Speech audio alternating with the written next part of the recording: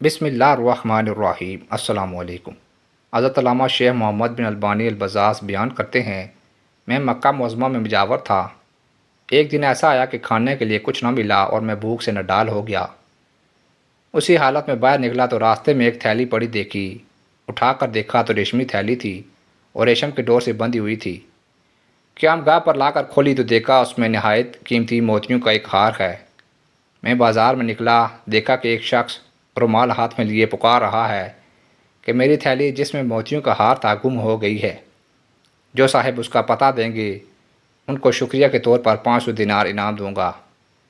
میں اس شخص کو اپنے گھر لے آیا اور تھیلی نکال کر اس کے حوالے کی۔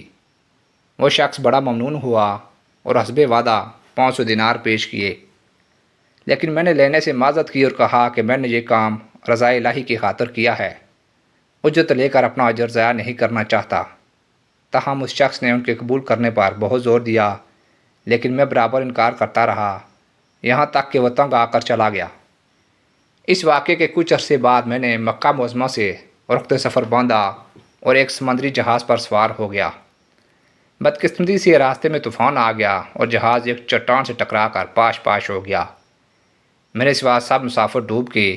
میرے بچنے کی یہ صورت ہوئی کہ ایک تختہ میرے ہاتھ آ گیا اور میں اس پر بیٹھ گیا۔ بہتا بہتا ایک جزیرے کے ساحل تک پہنچ گیا۔ حسن اتفاق سے اس جزیرے کے باشندے مسلمان تھے۔ میں وہاں کی مسجد میں ٹھہر گیا۔ لوگوں نے مجھ سے حال دریافت کیا۔ میں نے ان کو اپنی تمام سرگزشت سنائی۔ لوگ یہ سن کر بہت متاثر ہوئے اور میرے ساتھ نہایت اچھا سلوک کیا۔ بہت سے لوگ مجھ سے قرآن حکیم کی تعلیم حاصل کرنے لگے اور اپنے بچوں کو بھی سیکھنے کے لیے میرے پاس بھیجنے لگے۔ تھوڑی ہی مدت میں یہ لوگ مجھ سے بے حد مانوس ہو گئے اور مجھے اپنا مرشد سمجھنے لگے۔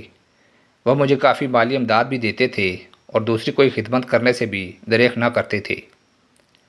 ایک دن انہوں نے آپس میں کچھ مشورہ کیا اور پھر میرے پاس آ کر کہا کہ ہماری رائے یہ ہے کہ آپ شادی کر لیں اور یہاں مستقل اقامت اختیار کر لیں۔ میں نے کہا جیسے آپ لوگوں کی خوشی۔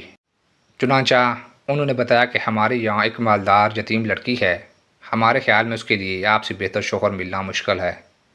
اگر آپ رضامند ہوں تو اس سے آپ کا نکاح کر دیں۔ میں نے رضامندی کا اظہار کیا اور میرا اس لڑکی سے نکاح ہو گیا۔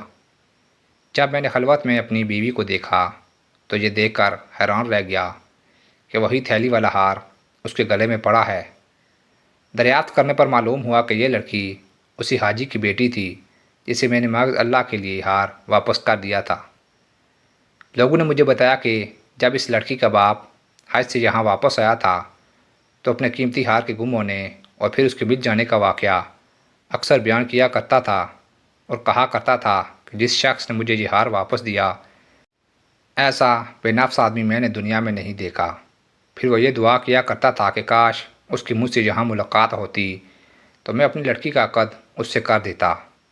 شیخ محمد بن البانی فرماتے ہیں کہ اللہ تعالیٰ نے اس مرحوم حاجی کی دعا کو شرف قبولیت بخشا اور اس کی بیٹی کا میرے ساتھ عقد ہو گیا۔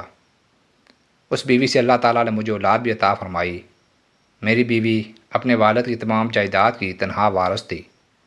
چند سال بعد میری بیوی قضاء الہی سے فوت ہو گئی اور اس ہار اور دوسری جائیداد کے وارث میرے بچے ہوئے۔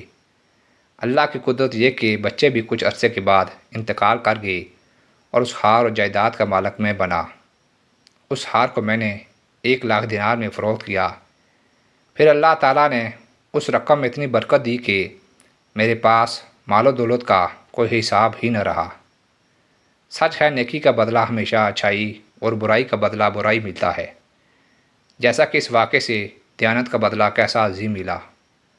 اللہ تعالیٰ نے دنیا میں ہی دکھا دیا کہ جو ایماندار ہوگا اللہ تعالیٰ غیب سے اس کی مدد فرمائے گا۔ اللہ تعالیٰ ہمیں اس واقعے سے سبق حاصل کرنے کی توفیق عطا فرمائی۔ آمین یا رب العالمین۔